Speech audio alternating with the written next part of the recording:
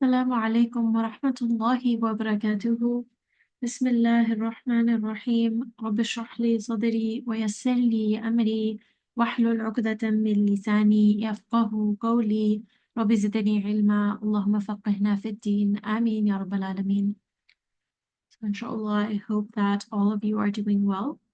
Today for our Ramadan series, we are going to start the topic of Khushu. So we'll start by looking at what is khushu'. So khushu' is from the Arabic word khasha'a, meaning to fear or to be attentive and humble, to have humility. It means that your heart is present and subdued with the awareness that Allah is watching.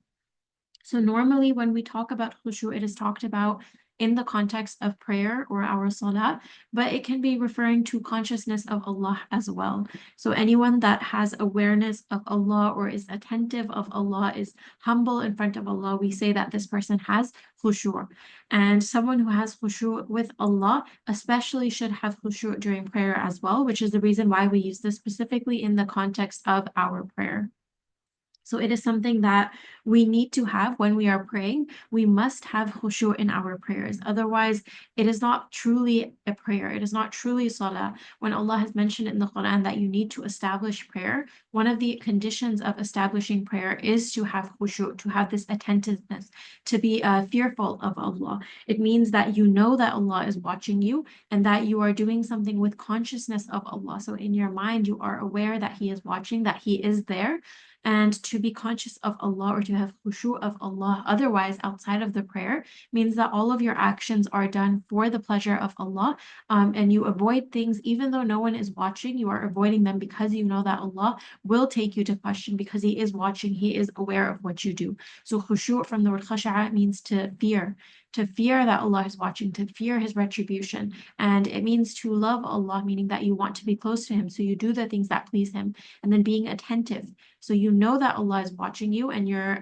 aware of that. And all of your actions reflect this awareness as well. So this is a very comprehensive term. And like I mentioned, normally it is used for the context of prayer. But for khushu', we should be having this no matter what. Throughout our lives, we should be having khushu'. Specifically in reference to prayer, we learned in Surah Al-Baqarah, وَاسْتَعِينُوا بِالصَّبْرِ وَالصَّلَاةِ, and seek help through patience and prayer. وَإِنَّهَا لَكَبِيرَةٌ إِلَّا عَلَى الْخَاشِعِينَ. And indeed, it is a burden. It is hard. It is very difficult, except for those people who are humble, khashi'in, who are attentive of Allah, who are fearful of Allah. They have khushu'.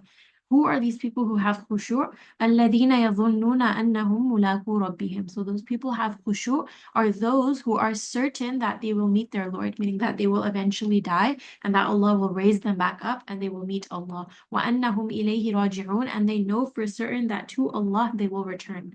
So these people have khushu' because they know that they will return to Allah. They know that whatever it is that they're going to do in this life, they will be questioned for it. They will return to Him and they will meet Allah and Allah will question them.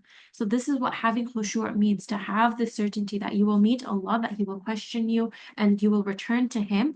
And because you know this for a fact that you will meet Allah, that you will return to Allah, then you are going to prepare accordingly. All of the actions you take will be the actions that you are going to easily respond to Allah with. So when Allah asks you that, did you pray? Did you fast? Did you worship me the way I deserve to be worshipped? We want to be in a status where we can say, yes, yeah, Allah, we did do this. We don't want to be one of those people that when Allah asks them about our actions, we have nothing to give to Allah. So when you have this awareness that you will meet Allah, that you will return to Allah, then you have this khushu' in your heart, this humbleness, this awareness, attentiveness, this fear of Allah in your heart. And then in another ayah in Surah An-Nur, ayah 52, it's mentioned, وَمَن يُطِعِ اللَّهَ وَرَسُولَهُ وَيَخْشَى اللَّهَ وَيَتَّقْهِ فَأُولَٰئِكَ هُمُ الْفَائِزُونَ. For whoever obeys Allah and His Messenger and fears Allah and is mindful of Him, then it is they who will truly be successful. for then it is they who will truly triumph. And this is from Surah An-Nur, ayah number 52. And here Allah is mentioning that whoever obeys Allah and the Prophet, وَيَخْشَى اللَّهِ, and he fears Allah, he has this awareness of Allah, وَيَتَّقِي, and he has taqwa, he is mindful of Him, فَأُولَٰئِكَ هُمُ الْفَائِزُونَ, then those will be amongst those people who are successful. So if we want to be successful in this life, we have to have these things. We have to obey Allah and His Messenger, His Prophet. We have to fear of Allah. We have to have khushu of Allah, and we need to have taqwa of Allah. We need to be mindful of Allah and be attentive of Allah as well. So these are the three things that are needed if we want to be amongst those people who are successful in this world and in the next. We learn in the first ayah of Surah Al-Mu'minun, قَدْ أَفْلَحَ الْمُؤْمِنُونَ, successful indeed are the believers. Who are the believers? الَّذِينَ هُمْ فِي صَلَاتِهِمْ خَاشِعُونَ, those who humble themselves in prayer. So here we are talking specifically about khushu in prayer, and one of the attributes of those who are successful, those who are the believers that are successful, is that they are successful because they had khushu in their prayers. They humbled themselves in their prayers. So here the translation given is humble, but this really means to be attentive in your prayer, to know that Allah is watching you in your prayer. And Ibn Kathir, he explained this ayah in his tafsir. He said, khushu' in salah is only attained by the one who has completely emptied his heart for it, for the salah. His heart is completely empty of all else, of everything else in the dunya. The only thing he's focusing on is his prayer.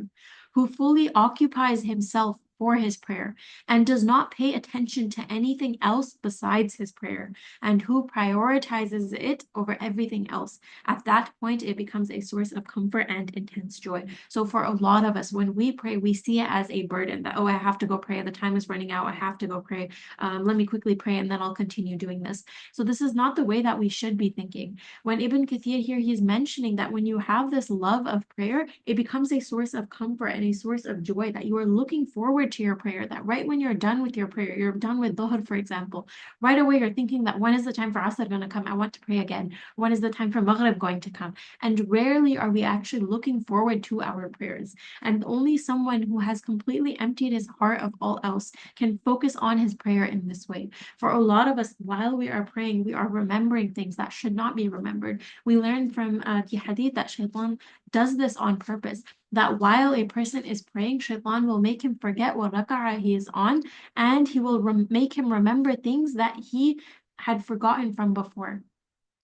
So during this time, shaitan knows that this is a time of getting close to Allah. So he will try to distract you. And we have to control our nafs and control the shaitan. And we have to focus on our prayers so we can have this khushu, so that we can benefit from our prayers the way that they are meant to be benefited from. And this means that we have to fully occupy ourselves in the prayer, that while we are praying, we do not think about anything else. We don't pay attention to anything else. We don't start remembering things that way. After this, I have to do this. What am I making for dinner tonight? Or you're hearing some noises and you're focusing on that. Maybe the TV is on in the background.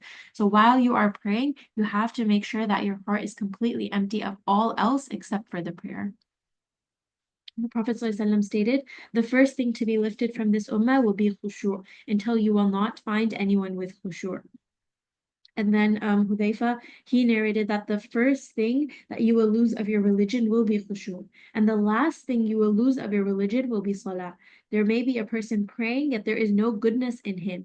Soon a time will come when you will enter a large masjid and not see a single person with khushu' in it, meaning that people are still going to be praying. The last thing to be lifted will be the prayer, meaning that Muslims will be praying. You will see people praying. You will see masjids full of people praying, but not a single person will have khushu' while they are praying. And the Prophet ﷺ said the first thing to be lifted in this ummah will be khushu', meaning that you will find people who are praying. You will look around and you will see people that are praying, and you will think that, mashallah, we're doing well. We're all praying. The Muslim ummah is all together for Eid, for Tarawih. You see that the masjid are full. But how many people who are praying behind the imam actually have khushu'? Or how many Muslims who pray 5 times a day actually have khushu'? So this is a warning from the Prophet ﷺ that we should not let ourselves become amongst one of these people who are praying, but we do not have khushu' in our prayer. And this is something that is very, very dangerous, because when we do some self-reflection, we see that maybe we are one of these types of people who are very consistent with our prayers, but we don't have khushu' in our prayer. So we don't want to be like these people who are going to have khushu' lifted from them. The Prophet ﷺ said, indeed, a person may pray for 60 years, yet not a single salah of his will be accepted. Perhaps he perfected the ruku' but not the sujood, or perhaps he perfected the sujood but not the ruku', meaning that there will be a person that 60 years he's been praying, and this is the average lifespan of a person. For 60 years, if he's been praying and he dies at 70, let's say he started praying at 10 years old, and he's been praying his whole life, it may be that not even a single salah of his will be accepted. And imagine, for 60, 70 years, he's been praying 5 times a day for his whole life, every day, 5 times a day. And you can do the math for this. And not a single salah will be accepted. And he mentioned that perhaps he perfected the ruku' but not the sujood, meaning that during one part of the salah, it may be that he had a lot of khushu', but in the other parts of salah, he did not have a lot of khushu'. And for a lot of people, they say that in the sujood, they feel very close to Allah, that they are doing a lot of du'as and they're concentrating during the sujood. But how about during the ruku'? How many of us are actually concentrating during this time? There's always a lot of emphasis placed on the sujood, but usually during the ruku', there's not a lot of emphasis placed. So here it's mentioned that it may be that one part of your prayer has a lot of khushu', that you're doing it very well, mashallah. But other parts of your prayer still need work. So we need to make sure that we are putting khushu' in every part of our prayer. If one part of your prayer is very good, for example, the tashahhud, you always recite a lot of du'as with a lot of meaning during the tashahhud, but during your qiyam, you are reciting the same 2 surahs over and over again, then it may be that your qiyam is the thing that needs work. So we need to look at ourselves and see what part of our prayer needs to be fixed. Abdullah bin Abbas, he said, 2 rak'ahs with contemplation are better than standing up for the entire night with an inattentive heart. So 2 rak'ahs only, that you are standing with khushu', meaning that you are focused, you know what it is that you are saying, you are making dua to Allah with a conscious heart. These 2 rak'ahs can be better than praying the entire night with a heart that is inattentive, that is distracted, that doesn't even know what it's saying. So this shows us that when it comes to our prayer, we should not focus on the quantity, that I prayed 20 rak'ahs of tarawih, I prayed this many rak'ahs, that I was up all night praying, that I prayed all of my sunnahs throughout the day. And when we look at our fard salah, they are not even up to par. We don't have khushu' in our prayers. So if you are one of these people that you are praying all of your prayers, but you don't have khushu', focus on having khushu' in your prayer. Instead of praying 20 tarawih with an inattentive heart, it may be better to pray only 2 rak'ahs, but in those 2 rak'ahs, you are so full of concentration. So instead of focusing on the quantity, we should focus more on quality of our prayer.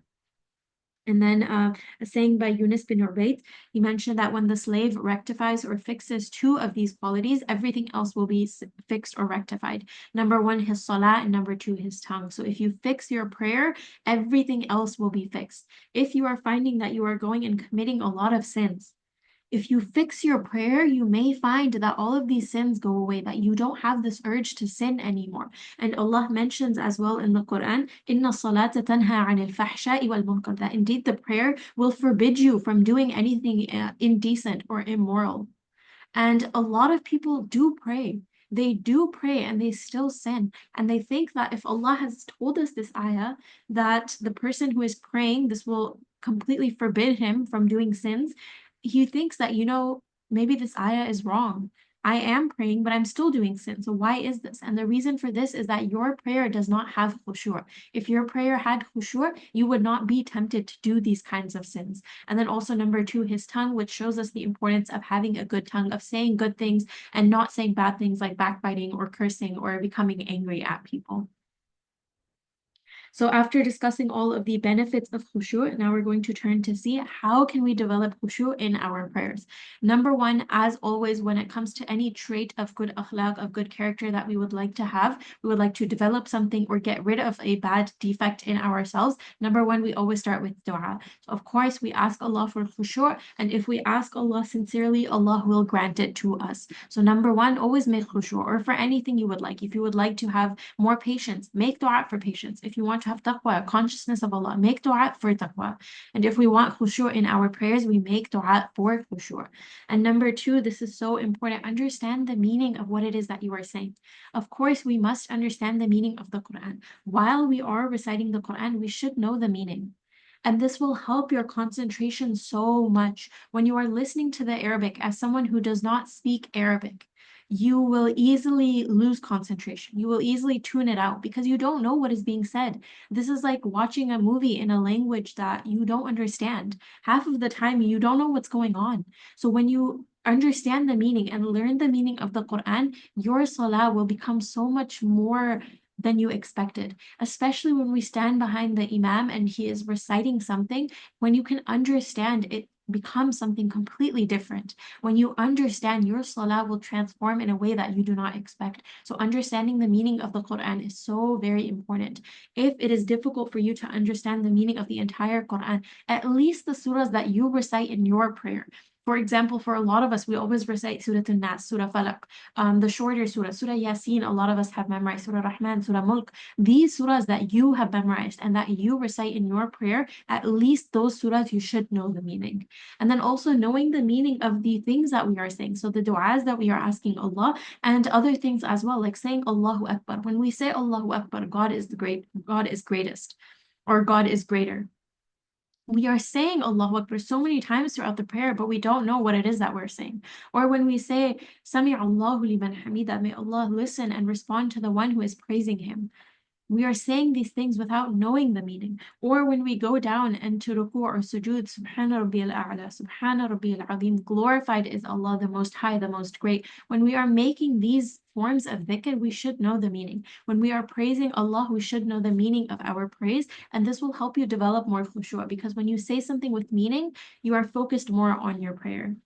Number three, memorizing new surahs and du'as. So this is going to keep your mind more attentive. When we have freshly memorized something new, you focus on it in a way that you do not focus on something that you have read a lot. So for example, if we are reciting Surah An-Nas, for example, now all of us know Surah An-Nas and we recite it a lot in salah.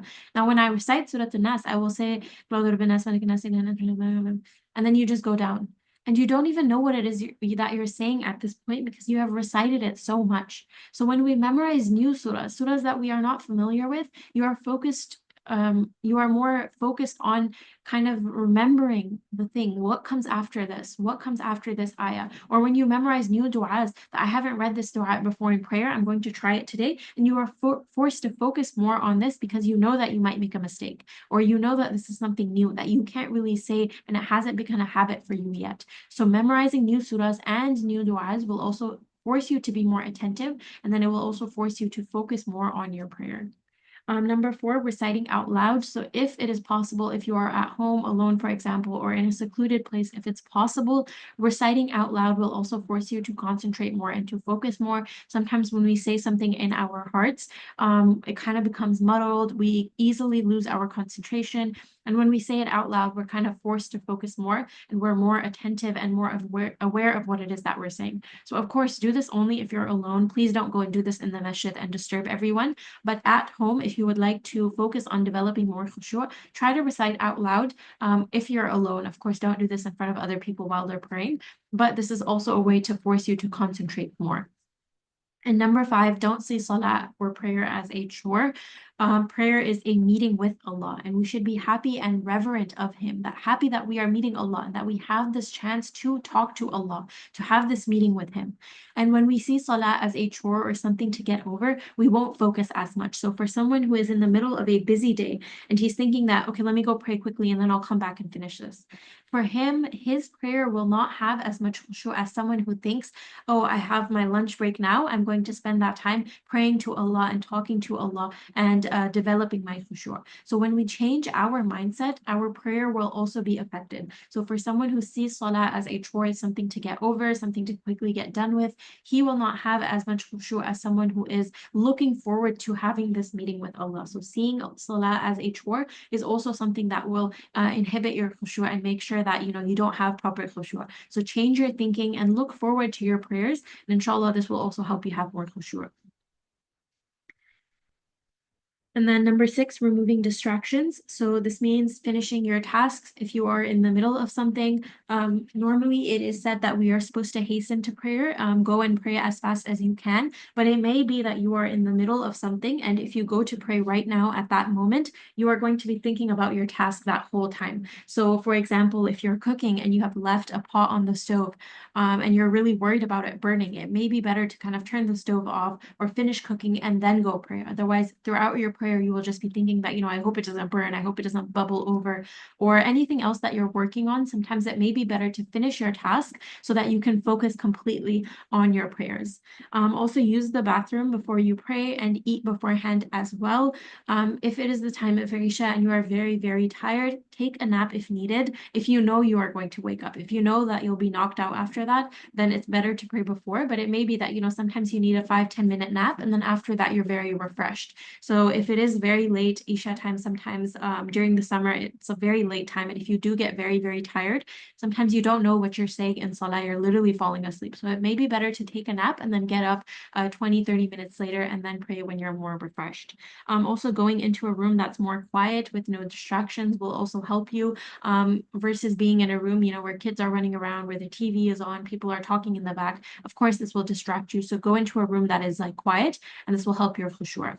We learn from the hadith that there is no praying when a meal is presented, nor when one needs to relieve himself. Meaning that if there is food on the table, it is better to go and eat first and then pray. And the reason for this is that if you are praying and you are hungry and you know that, there's biryani on the table or something else that you really enjoy, then that whole time you are praying, you're going to be thinking about your food and your stomach is going to be growling and you're going to be kind of like salivating as well because you're looking forward to that food. So it may be better to pray first, and then once you have prayed, then you can go in. It may be better to eat first, and then once you have eaten and satisfied yourself, then you pray with a content heart. Also, when you have to use the bathroom, this is not going to help your khushu at all, because the entire time you're just thinking that I have to go pee, I have to, use the bathroom right after this, and then you're just so focused on that, and you're rushing as well, trying to finish as fast as possible because you have to go to the bathroom. A lot of the times we're too lazy to make wudu again, so we think that, let me pray quickly and then I'll use the bathroom. So we shouldn't do this. The Prophet ﷺ said there is no praying when one needs to relieve himself. So if you have to go to the bathroom, do it before you pray, and then you can pray with more concentration. We learned from another incident that Aisha radiallahu anha had a patterned curtain that she used to screen the side of her home. So it was kind of like a wall for her. So she had this hanging up, and the Prophet ﷺ told to her, or said to her, take this curtain of yours away, for its images come to my mind while I am praying. And the scholars mentioned that this curtain had a lot of colors, a lot of different patterns, and the Prophet ﷺ would see images within it. A lot of the times when we are praying, we have our prayer mat in front of us, and there is a design, and we think that, this kind of looks like a face, this kind of looks like a bear, this kind of looks like something else, and we're just looking at this and it's distracting us. So the Prophet ﷺ told her that take this curtain away, because while I am praying, this comes in my mind, it distracts me. And the Prophet ﷺ is getting rid of these distractions as he was praying, and he knew this was distracting him, and then he kind of took action on that as well for the sake of his khushu'. So if you have a prayer rug that is very distracting, while you are looking down at it, you are seeing images, it may be better to remove that prayer rug just completely and get something that is a little bit more plain. Or if you find that in your room you are looking at things, that there are pictures or writings or stuff on the wall, and you're just looking at them and reading them during your prayer, it may be better to take them down or to go into a different room and pray somewhere where there is less distraction. And we see the Prophet ﷺ himself has done this, so we of course should be doing this as well. And then we learned from this hadith, this is a very long hadith, this is just one portion of it, but there was a man that came to the Prophet ﷺ, and he began to ask the Prophet ﷺ all of these questions. Later on, we learned that this man was Jibreel, and Jibreel was the one asking the Prophet this. This is just a small portion from that long hadith. But one of the questions that Jibreel asked the Prophet ﷺ was to inform Jibreel about al-ihsan. And al-ihsan from the word hasan means excellence. So this means the best that you can do, the best of acts, excellence in your actions. And the Prophet ﷺ replied to him that ihsan is that you worship Allah as if you see Him, and if you cannot see Him, then know that indeed He sees you. Al-ihsan an ta'budallaha ka'annaka tarah, as if that you worship Allah as if you can see Allah, كَأَنَّكَ تَرَاهُ, like you see Allah, like Allah is in front of you. That is the way that you should be worshiping Allah. That is the way that you should be praying. And imagine, normally when we are at the masjid and we see that someone with a lot of knowledge comes and prays next to us, or anyone comes and prays next to us, we pray a different way with this knowledge that someone is watching us. Let's say our prayer is being recorded. We pray a certain way knowing that we are being recorded. So imagine that you are praying and Allah Himself is in front of you. This is the way that you should be praying. And this is al-ihsan, this is excellence in prayer. فَإِن لَمْ تَكُنْ تَرَاهُ. And if you cannot imagine that Allah is in front of you, you cannot imagine that you are seeing Allah, because of course we can't see Allah. And if you can't imagine this, فَإِنَّهُ يَرَاكَ, then just know that indeed Allah sees you. No matter where you are, Allah is watching you. So even if you cannot see Him, He is seeing you. He is watching you. And this should be a way that we can have khushu in our prayers. When we remember this, we remember the definition of al-ihsan. Excellence in worship means that we worship Allah as if we can see Him, and if not that, then at least He can see us. And this is going to give you so much khushu when you know that Allah subhanahu wa ta'ala is watching you, when He is right in front of you, when He is noting down everything that you are doing and saying in your prayer. We will pray in a completely new way. We will pray with so much concentration. So this is such an excellent quote, and I advise you all to memorize this, write it down somewhere if you can, because this will remind us that any action that we are doing, any type of worship that we are doing, if we want ihsan in that act, especially ihsan in our prayers, excellence in our prayers, then we need to remember this. And this is an excellent tip for those people who are struggling with their prayers, struggling with khushu'. How can I have more concentration in my prayers? Then remembering that Allah is watching you, or acting as if you can see Allah, this will definitely help you with your prayers. So we make dua that Allah gives us khushu in our prayers, and that He makes our prayers a source of comfort and joy for us, and that He accepts all of our prayers and gives us reward for all of our efforts. Inshallah, we will end here for today. Jazakallahu khairan kathiran. Subhanakallahumma wa bihamdik. Nashhadu an la ilaha illa ant. Nastaghfiruka wa natubu ilayk. Assalamu alaikum wa rahmatullahi wa barakatuhu.